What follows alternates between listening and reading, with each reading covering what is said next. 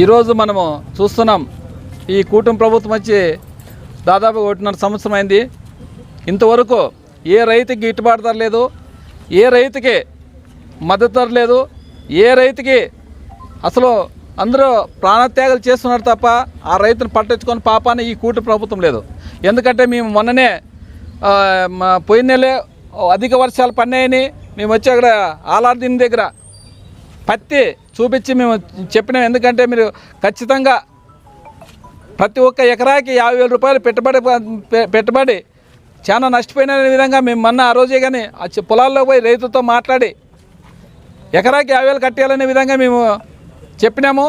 Collector గారికి విన్నవించుకున్నాము. అదేవిధంగా JD madam గారు ఆమెకు కానీ వరలక్ష్మి మేడం అప్పుడున్న ఆమెకు కానీ ఫోన్ చేసి చెప్పినాము. అయినా కానీ వాళ్ళకి నిమ్మకి నీరెత్తినట్లు కానీ లేదు. రైతులంటే వాళ్ళకి అసలు పట్టదు. ఈరోజు కన్నా మా అధినాయకుడు జగన్మోహన్ రెడ్డి గారు ఈరోజు పోతున్నాడు అక్కడంతా. ఎందుకంటే ఈ కూటమి ప్రభుత్వం వర్షాలు వచ్చి అంతా మొత్తం పంటలన్నీ పాడైపోతున్నాయి.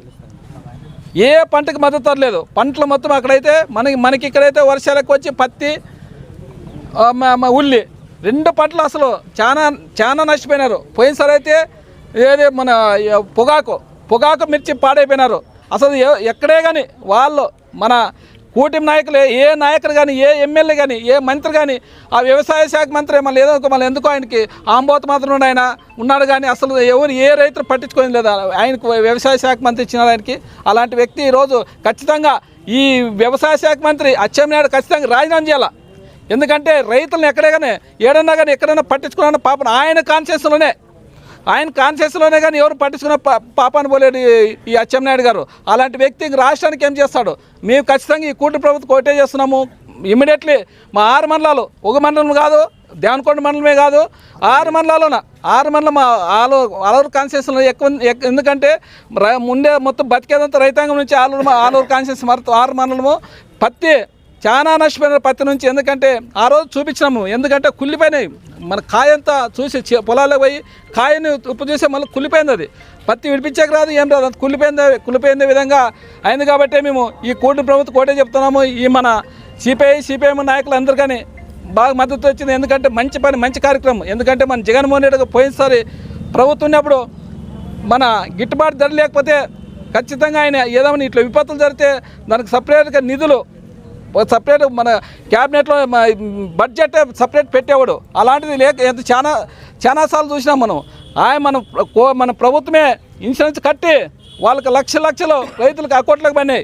మనమే అబద్ధంగా చెప్పి ఖచ్చితంగా రైతులు చాలామంది కొన్ని లక్షలు. గూలెం గ్రామంలో అయితే ఇన్సూరెన్స్ 14 లక్షలు వచ్చింది ఒక రైతుకి పోయినసారి మన జగన్మోహన్ రెడ్డి ప్రభుత్వంలో. ఇప్పుడు రైతులు కడుతున్నారు ఇన్సూరెన్స్, కట్టినా కానీ వాళ్ళకి ఇంతవరకు రూపాయి రాలేదు.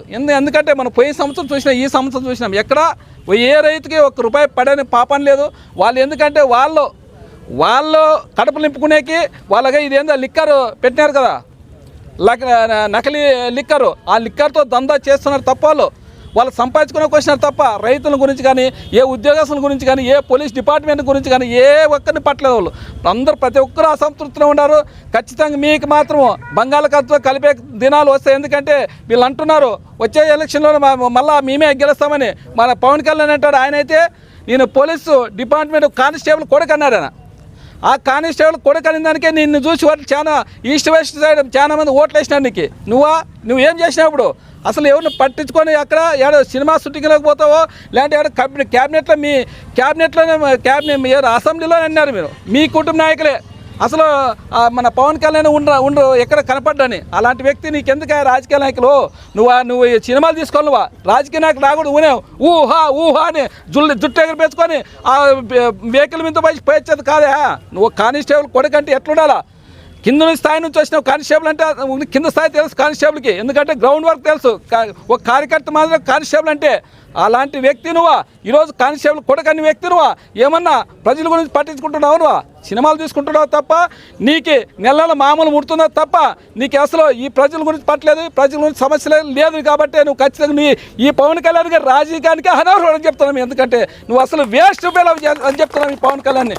ఇది ఈరోజు ఇక్కడ వచ్చిన మన మన సిపిఎం నాయకులందరికీ, మా వైసీపీ నాయకులందరికీ, అదేవిధంగా మా పార్టీ నాయకులందరికీ ప్రత్యేకంగా, ఇక్కడ పోలీస్ డిపార్ట్మెంట్ అయితేనేమి, మీడియా మిత్రులు కానీ ఖచ్చితంగా అందరికీ ప్రత్యేకంగా ఈరోజు ఇంకొకసారి ధన్యవాదాలు తెలుపుకుంటూ సెలవు తీసుకుంటున్నాను.